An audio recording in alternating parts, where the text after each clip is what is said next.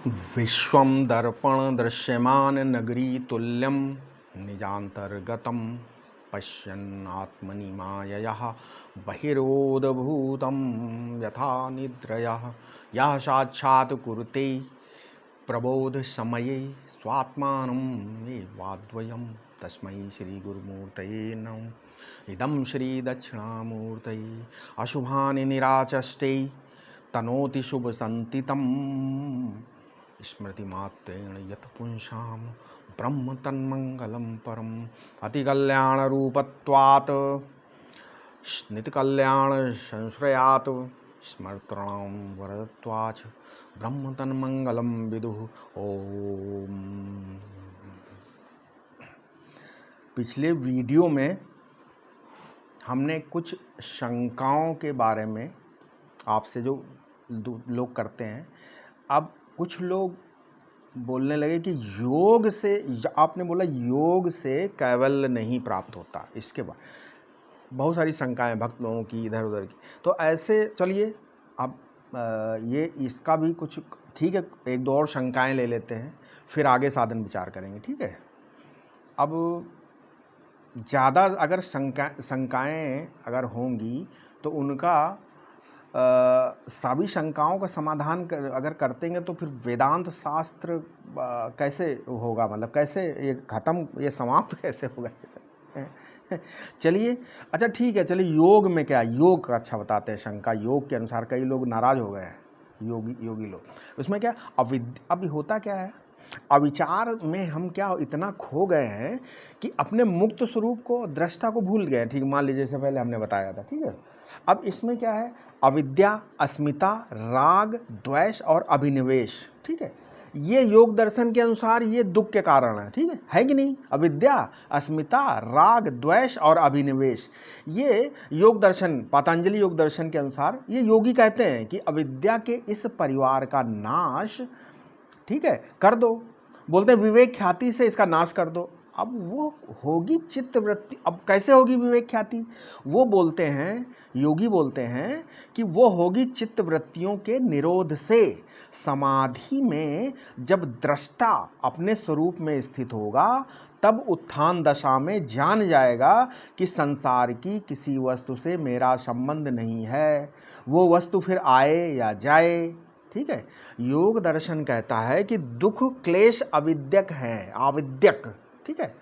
अतः अविद्या की निवृत्ति यदि कर दो तो तुम्हारा क्लेश मिट जाएगा। किंतु संसार प्राकृत है, अतः संसार ज्यों का त्यों बना रहेगा। प्राकृत संसार न सुख देता है न दुख।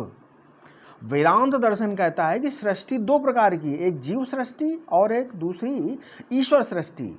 अब पृथ्वी, जल, पंचभूत, शब्द, स्पर्श, ये जितनी पंच तन्मात्राएं हैं, इंद्रियां, अंतःकरण, स्त्री पुरुष, प्राणी, ये सब ईश्वर सृष्टि है, ठीक है। ईश्वर सृष्टि दुखद देती ही नहीं, दुखद है ही नहीं। किंतु ये जो इसमें ये मैं हूँ, जो ये मेरा है, ये मैं नहीं हूँ, ये मेरा नहीं है, ये जीव की बनाई हुई सृष्टि है, ठीक है। तैत्तिरीय उपनिषद तो बहुत बढ़िया कहती है, बोले आनंदादेव खलवानि भूतानि जायन्ते, अर्थात आनंद से ही से सब भूत उत्पन्न होते हैं। तो ईश्वर की सृष्टि का उपादान तो आनंद है, ठीक है। अब सृष्टि आनंद से निकली है ना, आनंद निकली, बोलते हैं आनंदो ब्रह्मेति व्यजानात, ठीक है। अब उसमें बोले आनंद देव खलमानि भूतानि जायन्ते, आनंदे जातानि जीवंती, आनंदम प्रयंती संविशंति। तैत्तिरीय श्रुति बोल रही है कि जो सृष्टि आनंद से निकली है, आनंद में स्थित है, आनंद में ही लीन हो जाएगी। अतः सृष्टि आनंद स्वरूप है, ठीक है। हुआ ये कि इतना मेरा, इतना तेरा, ये जो जीव ने माना है, जब जीव सृष्टि से ही दुख निकल पड़ा, ये जीव सृष्टि, इससे दुख निकल पड़ा। मनुष्य ने कभी विचार नहीं किया, ये विचार न करना ही अविद्या है, अज्ञान है। वेदांत की ये अविद्या योग दर्शन की अविद्या से थोड़ी भिन्न है। योग दर्शन में ईश्वर, जीव, प्रकृति, अविद्या को अनादि माना है, ठीक है, जो लोग योग दर्शन जानते हैं। किंतु वेदांत सृष्टि को परमाणु या प्रकृति से बनी मानता ही नहीं है, समझ गए। दूसरे से सृष्टि बनी है, इसका निषेध करने के लिए वो कहता है सृष्टि ईश्वर से बनी है। बस इतना ही कहता। वेदांत क्यों दूसरे से न बनी हो, वो पहले सृष्टि, पहले आपके मन में ईश्वर का वो प्रादुर्भाव करना चाहता वेदांत।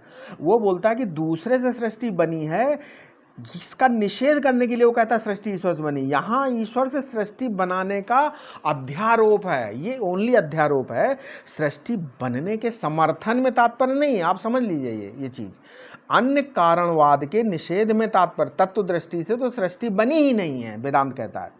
तो कर्म से सृष्टि मानने में प्रश्न उठता है कि पहले कर्म या पहले शरीर। अच्छा मान लिया कर्म से सृष्टि बनी, तो पहले कर्म या पहले शरीर। अब शरीर के बिना कर्म हो नहीं सकता, तो पहले कर्म, ठीक है, तो बिना शरीर के कर्म कैसे होगा फिर? तो पहले शरीर तो कर्म के बिना शरीर कैसे बना? ये चक्र है। यदि दोनों आप साथ साथ लें तो उनका कार्य कारण भाव ही नहीं बनेगा। दोनों को अनादि मान लोगे तो भी कार्य कारण भाव नहीं बनेगा। अतः ये अनादि रूप से कल्पित है, कल्पित। अनादि ब्रह्म वास्तविक है और अनादि कार्य कारण भाव कल्पित है, ये मानना पड़ेगा। सांख्य और योग कहते हैं कि सृष्टि अविद्या से दुख देती है, परंतु वेदांत का तो कहना है कि सृष्टि ही अविद्या से बनी है। अपनी आत्मा से भिन्न सृष्टि को हम अधिष्ठान के प्रत्येक चैतन्य भिन्न ब्रह्म तत्व के अज्ञान से ही मान रहे हैं। आत्मा को ब्रह्म स्वरूप जानते ही सृष्टि नहीं रह जाती, गायब हो जाएगी। अपनी आत्मा से भिन्न सृष्टि है, ये विचार अपने आप को ब्रह्म स्वरूप न जानने से ही है। अब काल के संबंध में निर्णय है कि भूतकाल बोलते हैं अनादि और भविष्यत काल जो है वो अनंत है?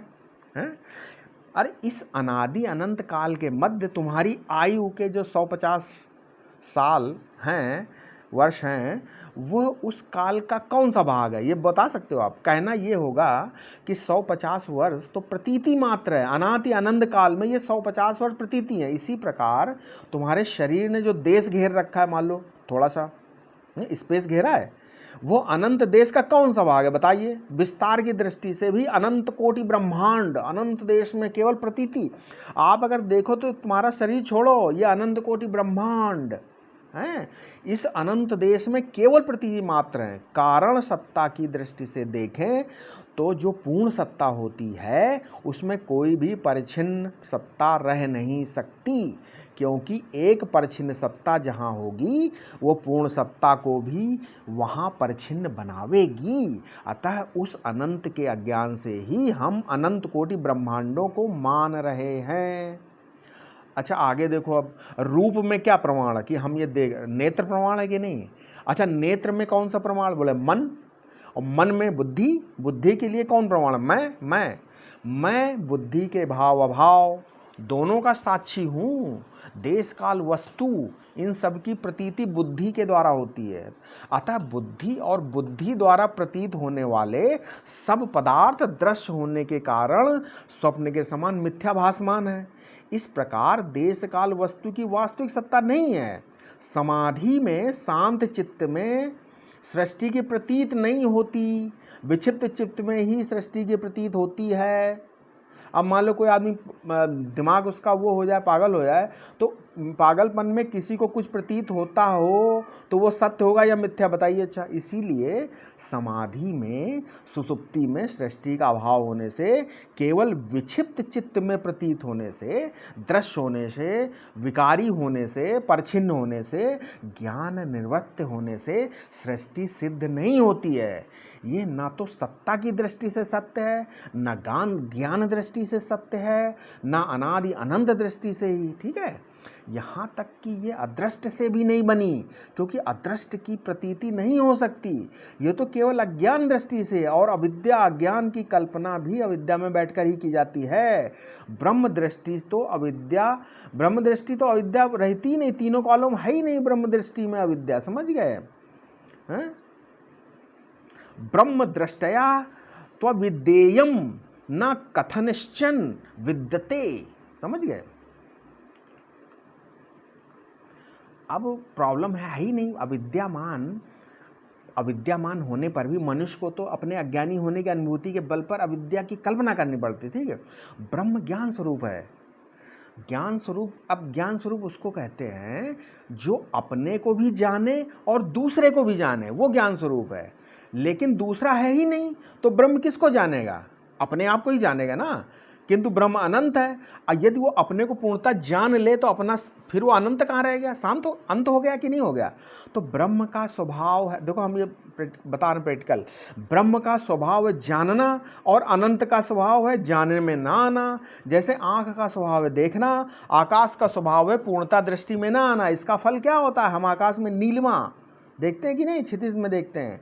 इसी प्रकार ब्रह्म का ज्ञान स्वभाव है, ब्रह्म का ज्ञान स्वभाव है, और दृश्य ना होना भी स्वभाव है, दोनों स्वभाव है। ज्ञान स्वरूप होने से वो ज्ञेय बनता नहीं और देखे बिना वो रहता नहीं।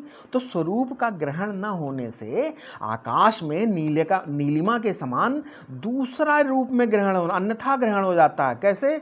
इस प्रकार अपने आप को न देख पाने के कारण हम वह एक अपरिछिन्न चेतन को अनेक परिछिन्न जड़ के रूप में देखने लगता है, अपने को ही अन्य रूप में देखता है। समझ में?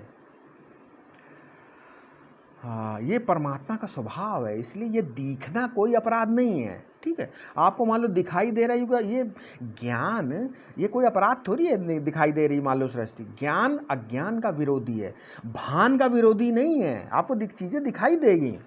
ठीक है, इसी से ये प्रकृति और प्राकृत प्रपंच की प्रतीति, जिसे सांख्य और योग नित्य मानते हैं। आप समझिए, प्रकृति को सांख्य और योग दर्शन नित्य मानते हैं। ज्ञान हो जाने के बाद भी उनके यहाँ रहती है ये, केवल इसमें जो सत्यत्व की भ्रांति है कि आत्मा से भिन्न सत्य, वो मिट जाती है। अब प्रपंच को भ्रांति कहने का भी बहुत सारे कारण हैं। ज्ञान में ब्रह्म का आना जाना माना, वहीं भ्रांति हो गई। आप जहाँ बोले कि ब्रह्म आ रहा जहाँ वही, अब तब ज्ञान अंतःकरण, अब जब ज्ञान अंतःकरण की वृत्ति पर आरूढ़ होकर प्रमेय देश में जाता है, ऐसा माना, तभी भ्रांति हुई। भ्रमणम, भ्रम क्या बोले? भ्रमणम भ्रमः, भ्रमण ही भ्रांति है, क्योंकि ज्ञान देश परिच्छिन्न नहीं है, ज्ञान काल परिच्छिन्न भी नहीं है। मतलब ज्ञान अगर कोई है शुद्ध ज्ञान, वो देश परिच्छिन्न नहीं है, ज्ञान काल परिच्छिन्न भी नहीं है कि एक क्षण यहाँ फिर वहाँ, ऐसा नहीं। ज्ञान वस्तु परिच्छिन्न भी नहीं है, इसलिए एक विषय में रहकर इदम और देह में रहकर अहम बन जाए, ऐसा भी नहीं है। इसलिए जहाँ ज्ञान का आना जाना माना, वहीं भ्रम हो गया। जैसे नेत्रवृत्ति जाकर पदार्थ से टकराकर जब लौटती है, तब उस पदार्थ का ज्ञान होता है। इसी प्रकार ज्ञान वृत्त्यारूढ़ होकर कहीं जाए और टकराकर अगर न लौटे तो ज्ञेय की उपस्थिति बुद्धि में नहीं होगी। ज्ञेय से टकराकर लौटने पर ही बुद्धि में ज्ञेय की उपस्थित होती है। ये टकराकर लौटा हुआ ज्ञान विपरीत ज्ञान हो गया कि नहीं हो गया?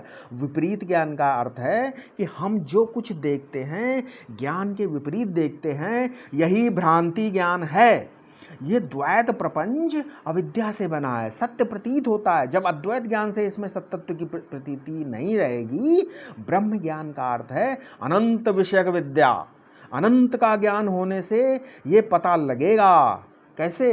कि हम जो अपने और दूसरों में परिच्छिन्नता देखते हैं वो भ्रम है, किसी भी वस्तु की उत्पत्ति नाश नहीं है, क्योंकि ना तो सद्वस्तु का और ना असद वस्तु के ही उत्पत्ति विनाश होते हैं। भगवान श्री कृष्ण गीता दूसरे अध्याय में क्या कहते हैं? ना सतो विद्यते भावो न भावो विद्यते सतः, गीता 2:16। तो जो वस्तु कभी है उसका कभी नाश नहीं होता, और जो नहीं है वो कभी उत्पन्न नहीं होती। इस प्रकार जन्म मृत्यु दोनों का दोनों में निषेध कर दिया। ना असत से सत की उत्पत्ति होती है, ना सत से असत की। समझिए इसको, ये बिना हुए ही उत्पत्ति विनाश की लीला दिख रही हमको। बिना हुए दिखने कारण इसको हम बोलते हैं अनिवर्चनीय। ठीक है, हम इसको अविद्या से सत्य मानते हैं और बनते हैं। अतः विद्या से स्वरूप में नित्य निवृत्त अविद्या की निवृत्ति होकर नित्य सिद्ध मोक्ष की सिद्धि हो जाएगी। यही वेदांत विद्या का प्रयोजन है। अब जब प्रपंच ही सत्य नहीं, तब जीव और ईश्वर ब्रह्म का द्वैत ही कैसे सत्य हो सकता है? क्योंकि सारे वेद प्रपंच के अंतर्गत प्रपंचाश्रित हैं, तथा जीव और ब्रह्म का एकत्व वेदांत का विषय है। अतः इस संबंध में यहाँ कुछ और ज़्यादा इसमें लिख नहीं मतलब यहाँ पर ज़्यादा बताने की ज़रूरत नहीं है, ठीक है, क्योंकि जीव ब्रह्म का एकत्व तो वेदांत का विषय है, ठीक है। अब एक और शंका है, चलो और एक शंका लेते हैं। बोलते कि ब्रह्मचार अभी नहीं कर, ये जो ब्रह्म विचार है बोलते अभी नहीं करना चाहिए, क्योंकि विचार तो वहाँ किया जाता है जहाँ संदेह हो। ब्रह्म स्वरूप तो शास्त्र में स्पष्ट अगर है, यदि कहो कि विचार तो ब्रह्म का नहीं, आत्मा और ब्रह्म की एकता का करना है, तो फिर भी ब्रह्म विचार की आवश्यकता नहीं, लोग बोलते हैं, क्योंकि एकत्व तो है ही, उसमें विचार क्या जरूरत है। यदि कहो कि एकत्व तो है परंतु अध्यास के कारण इस एकत्व का अनुभव नहीं होता, इसलिए विचार की आवश्यकता है, तो पहले अध्यास बोले, पहले अध्यास सिद्ध करो। तुम बोलो अध्यास की वजह से अज्ञान कारण, तो पहले अज्ञान ही सिद्ध करो, तब मैं विचार करूँगा। ये बहुत लोग शंकाएं हैं कि भाई अब इसका समाधान चलो। अब क्या है, अब अध्यास क्या है, अध्यास अब ये हम आगे बताएंगे, अभी पहले थोड़ा सा इसको बोले अन्यस्मिन अन्यवभाषा अध्यासा ब्रह्म सूत्र में, ठीक है। अब ये अध्यास मतलब अभी समझो अध्यास छोटा छोटा, बाद में बताएं। अन्न में अध्यास क्या बोलते हैं, बोले अन्न में अन्न के अभास का नाम अध्यास है, मतलब जो वस्तु ना हो उसे वह वैसा समझना अध्यास है, समझिए। वस्तु को ठीक ठीक न जानने के कारण उसको कुछ अन्य जानना अध्यास है, इसलिए अध्यास माने भ्रम होता है। अज्ञान अध्यास क्यों होता है, अज्ञान के कारण, समझिए, अज्ञान के कारण अध्यास या भ्रम होता है, और आत्मा को ब्रह्म न जानना अज्ञान है, इसलिए उसे विपरीत गुणधर्मी जीव मत जानना अध्यास है, समझ गए। आत्मा को ब्रह्म न जानना अज्ञान है, लेकिन उसके विपरीत अगर उसको जीव जानना, गुणधर्मी जीव जानना, ये अध्यास हो गया, समझ गए। अध्यास के लिए अहम बुद्धि, अध्यास कहाँ है, सबके लिए अहम बुद्धि से ही सिद्ध है, ठीक है। अध्यासो अहम बुद्धि सिद्धा, ठीक है। ये पुस्तक है, मान लीजिए, ये पेन है, ये मोबाइल है, या ये लोग बैठे, तो ये यदि, किंतु अब देखिए, मैं ये मोबाइल है, मैं इसका दृष्टा हूँ, अब समझिए इसको, मैं इस मोबाइल से पृथक हूँ, ये स्पष्ट है कि नहीं, ठीक है। किंतु यदि दृष्टा को ये अनुभव होने लगे कि मैं पुस्तक हूँ, या मैं पेन हूँ, मैं मोबाइल हूँ, तो ये भ्रम हुआ कि नहीं हुआ है, समझ गए नहीं समझे। आप इस मोबाइल को मैं मानने लगो, मैं मोबाइल हूँ, यही दशा इस हड्डी मांस देश की। ये देह आपसे अलग है, दृश्य है, हम इससे पृथक इसके दृष्टा हैं, ये बात सबको ज्ञात है, मान लो, फिर भी ये अनुभव करते हैं कि हम देह हैं, तो ये ज्ञान के विरुद्ध अनुभव हो गया कि नहीं हो गया। यही इसी का नाम अध्यास है, और ये अहम बुद्धि से ही सिद्ध है। फिर ब्रह्म विचार करने में क्या आपत्ति हो सकती है। अच्छा, एक और चलो ब्रह्म है, वो लोग, कुछ लोग बोलते हैं भाई ऐसा है कि ब्रह्म विचार अभी नहीं करना चाहिए, ब्रह्म सदैव है, अब भी है और आगे भी रहेगा, हम आत्मा भी सदैव है, आगे है, आगे, तो आत्मा ब्रह्म दोनों का एक तो साथ में स्पष्ट, अतः ब्रह्म विचार निरर्थक है वो। अब चलिए, ऐसा समाधान क्या कर सकते हैं।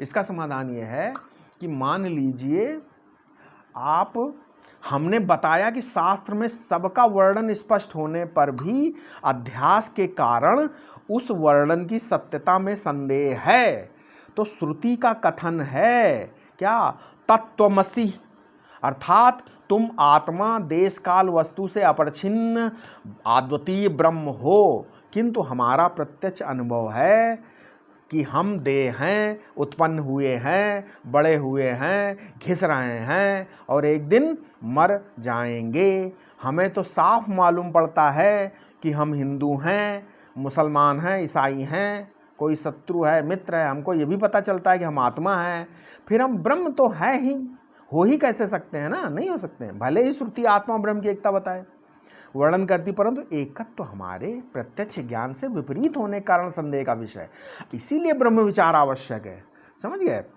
सूर्य पृथ्वी से बहुत गुना बड़ा है, ये सबको पता है, आज अब पता चल गया, आज विज्ञान के द्वारा।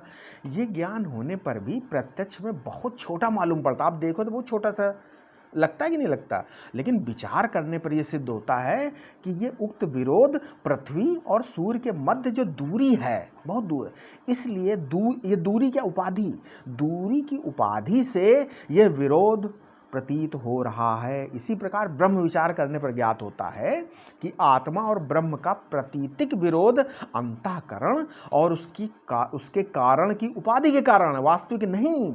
और यदि कार्य कारण जगत मिथ्या ही सिद्ध हो जाए तब तो विरोध का पूर्णतः परिहार हो गया कि नहीं हो गया। अतः ब्रह्म विचार करना आवश्यक है।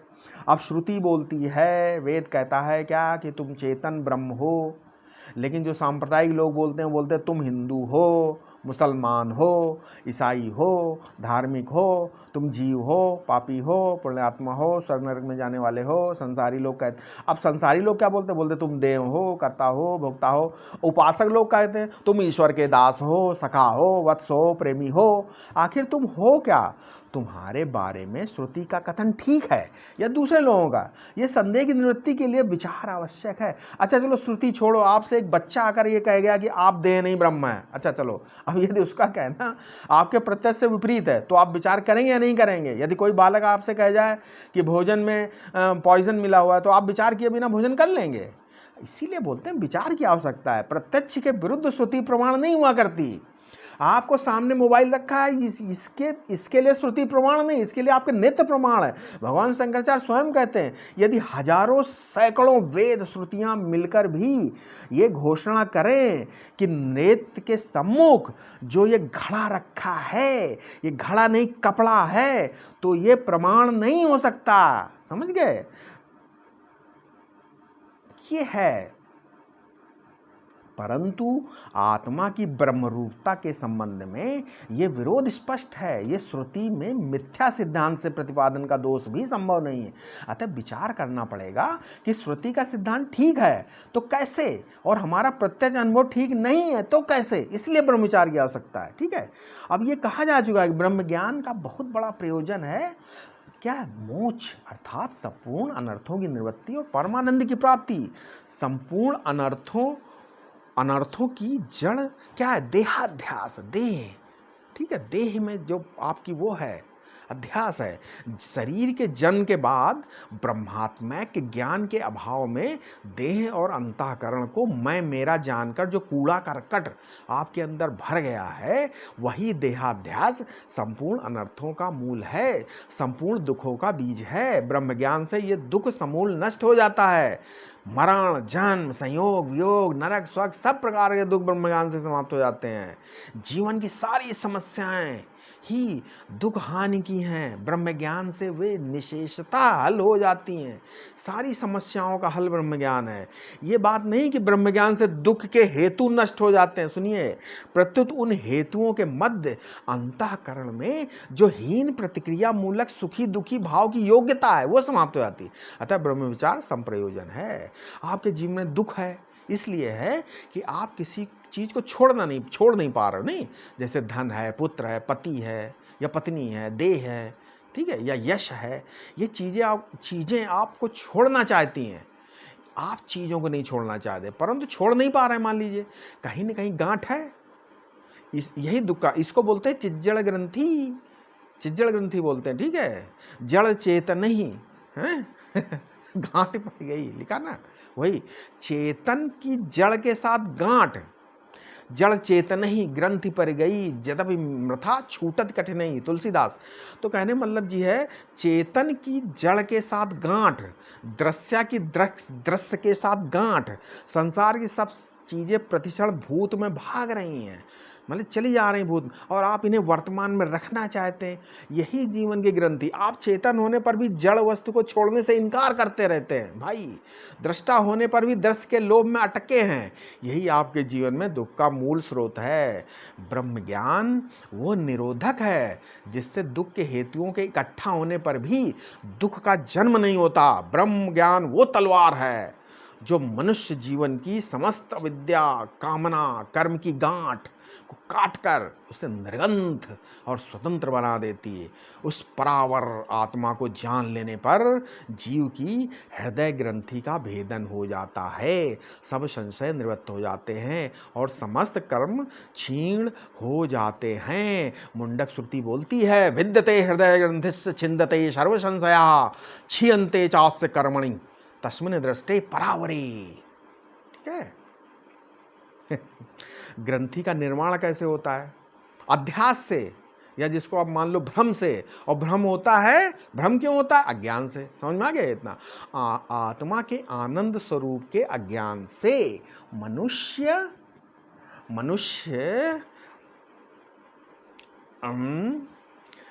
क्या होता है? जो मनुष्य है अन्न में आनंद की खोज प्रारंभ कर देता, ठीक है। इसलिए वो प्रथम हृदय बुद्धि में आता है, जहाँ उसे आनंद के स्थल के बारे में संस्कार रंजित प्रेरणा, सूचना, आदेश प्राप्त होता है। तदंतर वो आनंद के कल्पित कारण मन तथा इंद्रियों में आता है। वहाँ उसे आनंद स्थल विषय का भोग करने की योग्यता प्राप्त होती है। आनंद यात्रा का ये दूसरा पड़ाव, भोग ज्ञान तथा भोग सुख की प्राप्ति की योग्यता के पश्चात फिर वो कर्म में प्रवृत्त हो जाता है। समझ गए? सुख के विषय को हटाने सटाने का प्रयास करने लगता है वो। अब इस तदनंतर उसके अधिकार जन्य और अभिमान जन्य सुख भी प्राप्त होता है। ये यात्रा की तीसरी चट्टी है। चौथी क्या है? सुख भोग के पश्चात भोक्ता को ये आगे हम जो बता रहे हैं, ये संस्कार क्या है? 4 प्रकार के संस्कार घेर लेते हैं। क्या? जब आप सुख भोग लो, इसमें क्या? सुख विषय में है, विषय सुख स्वरूप है। ये आपको समझ में आने लगे, यार ये तो सुख, इसका मतलब सुख विषय में है। विषय सुख प्राप्त करना ही सच्चा पुरुषार्थ है। हमें विषय सुख चाहिए। दूसरा उसको समझ में आता है। तीसरा उसको क्या समझ में आता है? कि जो उपयुक्त सुख और तद विषयक पुरुषार्थ में बाधक है वो शत्रु है। अब शत्रु बन गया। जो आपके सुख में बाधक है वो शत्रु बने, और जो साधक है वो मित्र है। इस प्रकार राग द्वेष की सृष्टि हो गई। चौथा क्या है? मैं करता हूँ, भोगता हूँ, परछिन्न परतंत्र संसारी जीव हूँ। इस भ्रम की सृष्टि और पुष्टि होने लगी, ठीक है। आत्मा को आनंद स्वरूप न जानना ज्ञान है, परंतु आत्मा के विषय तक, आत्मा से विषय तक तथा विषय से वापस आत्मा तक की जो सुख यात्रा है, यही भ्रमण है। और ये भ्रमण ही भ्रम है, इसीलिए बोलते हैं भ्रमणम भ्रमा। इसी से ग्रंथि बनती है। इसका चतुर्मुख स्वरूप ऊपर हमने बताया है। जैसे ब्रह्म ज्ञान से ग्रंथि और उसके मूल दोनों का नाश हो जाता है। आत्मा में, आत्मा के अज्ञान से बुद्धि, मन, इंद्रियां, विषय, इनके संयोग वियोग, सुख दुख सब प्रतीत होते हैं, परंतु संपूर्ण प्रतीति वहीं दिखती जहां वो नहीं है। अनंत शांत में चेतन में जड़, सत में असत, अनन्य में अन्य और अद्वितीय में अनेक दिखता है। संपूर्ण देश काल वस्तु अपने भाव के अधिष्ठान में ही दिखते हैं, अतः वे सब प्रतीतियां मिथ्या हैं और प्रतीति का अधिष्ठान देश काल वस्तु अप्रच्छिन्न ब्रह्म है। इसी अधिष्ठान ब्रह्म के ज्ञान के लिए हम ब्रह्म विचार करते हैं। शांति से चुप बैठे रहने का नाम ब्रह्म विचार नहीं होता। आप चुपचाप बैठ गए, ये ब्रह्म विचार नहीं है। शांति विचार के जागरण की भूमि हो सकती, परंतु शांति विचार नहीं है। अज्ञान का नाश शांति से नहीं, अब आप फिर आ गए, हम बता रहे विचार से होता। और विचार क्या है? आत्मा ब्रह्म की एकता का होना चाहिए। आत्मा ब्रह्म बनता नहीं, वो ऑलरेडी स्वयं है, ब्रह्म ही है। उसका ब्रह्मत्व केवल अज्ञान से आवृत है, ढका है। ज्ञान द्वारा अज्ञान नष्ट हो जाता है और ब्रह्मत्व प्रकट हो जाता है। जो वस्तु ज्ञान से मिलती वो पहले से ही मिली होती है, और जो वस्तु अज्ञान से अनमिली रहती है वो पहले से भी पहले से ही मिली रहती है होती। समझ गए? अतः आत्मा का ब्रह्मत्व सिद्ध ही है। ज्ञान से केवल उसके जो अनमिलापन है वो भ्रम से निवृत्त हो जाता है, ठीक है। यही कारण है कि ब्रह्म प्राप्ति का मार्ग जो है, ब्रह्म प्राप्ति कर्म, उपासना, योग, समाधि से नहीं होती, केवल ज्ञान से होती है, ठीक है। आत्मा में अज्ञान त्रिकाल में है ही नहीं, अज्ञान है ही नहीं, अतः आत्मा अज्ञान नित्य निवृत्त है। ज्ञान से नित्य निवृत्ति की ही निवृत्ति होती, जो ऑलरेडी निवृत्त है उसी का निवृत्ति होती है। अब बहुत सारे आचार्य हैं, बड़े बड़े विद्वान हैं, बड़े, वो बोलते हैं कि अज्ञान मानते ही नहीं है, ठीक है। वे बड़े उस विद्वता के साथ वे अज्ञान का खंडन करते हैं, लेकिन अज्ञान मानते नहीं। उनके लिए आश्रयानुपपत्ति, विषयानुपपत्ति, निमित्तानुपपत्ति, निर्वतकानुपपत्ति, अनुपपत्ति आदि अनेक अनुपपत्तियों का वर्णन करते हैं लोग, बहुत बड़े बड़े। किंतु ऐसा करके वे अद्वैत मत का मंडन ही करते, खंडन नहीं कर सकते, क्योंकि अद्वैत मत में भी अज्ञान नित्य निवृत्ति है। वो तो केवल सबकी प्रत्यक्ष अनुभूति कि मैं अज्ञानी हूँ, ब्रह्म को नहीं जानता, इसका अनुवाद करके अज्ञान सिद्ध करता है। परमार्थतः उसका अनुभव न होने से उसे नित्य निवृत्त घोषित करता है, ठीक है। इसलिए ब्रह्म ज्ञान से नित्य निवृत्त अज्ञान की ही निवृत्ति होती है, किसी सत्य अज्ञान की निवृत्ति नहीं होती। अब ठीक है, अब कर्म की, अब कुछ लोग बोलते कर्म का क्या है, चलो ये भी शंका दूर कर देते, थोड़ा टाइम है भी। ज्ञान में कर्म की क्या स्थिति है, स्थिति है भी या नहीं। अभी ज्ञान और कर्म के क्षेत्र अलग है, विविधता, ठीक है। आत्मा और ब्रह्म की एकता में कर्म साधन नहीं है, उसमें ब्रह्म विचार जनित ज्ञान ही एकमात्र साधन है, ठीक है। किंतु जीवन के कर्म का बहिष्कार संभव नहीं है, कर्म का, ठीक है।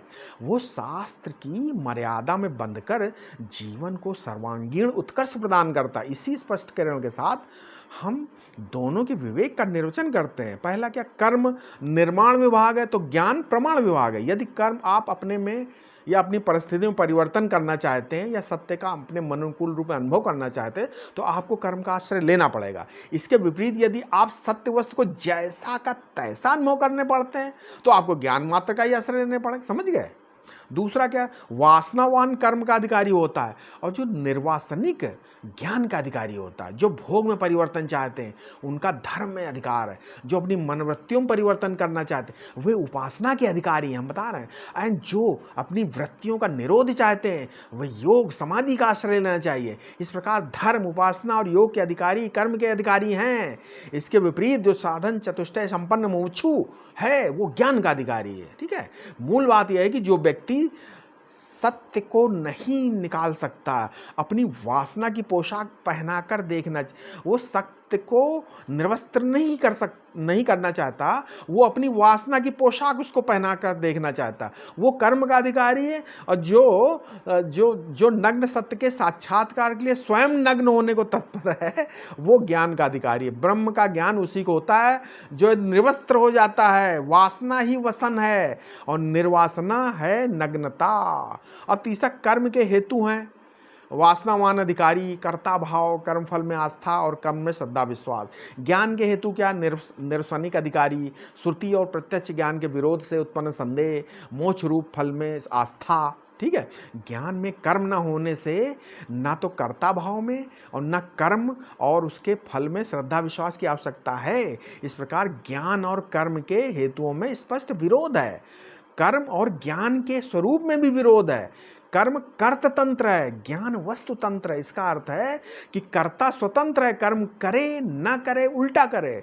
इसी को कर्तुम अकर्तुमन्य अन्यथा कर्तुम कहते हैं। किंतु ज्ञान में ज्ञाता परतंत्र है। ज्ञान ज्ञाता के अधीन नहीं, वस्तु ज्ञेय के अधीन है, ठीक है। आप इस मोबाइल को उठाएं ना उठाएं, तोड़ दो, इसमें आप स्वतंत्र हैं। परंतु इस मोबाइल को मोबाइल न जानकर अगर आप पेन जानने लगेंगे इसमें आप स्वतंत्र नहीं हैं, ठीक है। मोबाइल का ज्ञान मोबाइल के अधीन है, आपके अधीन नहीं है। इसी प्रकार आप कर्म, उपासना, योग करें न करें या उसके विपरीत करें, इसमें आप स्वतंत्र हैं। परंतु आत्मा का ज्ञान आत्मा के ही आश्रित है, उसके भिन्न किसी ज्ञाता के आश्रित नहीं है। क्योंकि आत्मा का उससे भिन्न कोई ज्ञाता नहीं हो सकता, ठीक है। अतः उसका अज्ञान भी अज्ञान सिद्धि ही है। इस अज्ञान की निवृत्ति ही आत्मा ज्ञान है। अब आगे कर्म श्रद्धा मूलक है और ज्ञान प्रमाण मूलक। आपको स्वर्ग जाना है तो आप अधिकार कर्ता भाव, यज्ञ, मंत्र, ब्राह्मण और स्वयं स्वर्ग में श्रद्धा विश्वास करना पड़ेगा। परंतु आपके सामने उपस्थित मोबाइल को देखने के लिए किसी श्रद्धा विश्वास की आवश्यकता नहीं, केवल मोबाइल के प्रकाशक स्वच्छ नेत्र की आवश्यकता है। यहाँ नेत्र ही प्रमाण है। अब आगे कर्म में आसक्ति, मतलब दोहराना आवश्यक होता है क्योंकि कर्म का फल अनित्य होता है। जप तो आवृत्ति पूर्वक होता ही है और शास्त्र में विधान है कि यदि जप शास्त्रोक्त संख्या से अनुष्ठित होने पर भी फल न दे तो 4 बार उसकी अनुष्ठा को दोहराना चाहिए। उपासना का स्वरूप आवृत्ति है, तभी इष्ट रस का उदय होता है। योग में तो अभ्यास ही है मुख्य।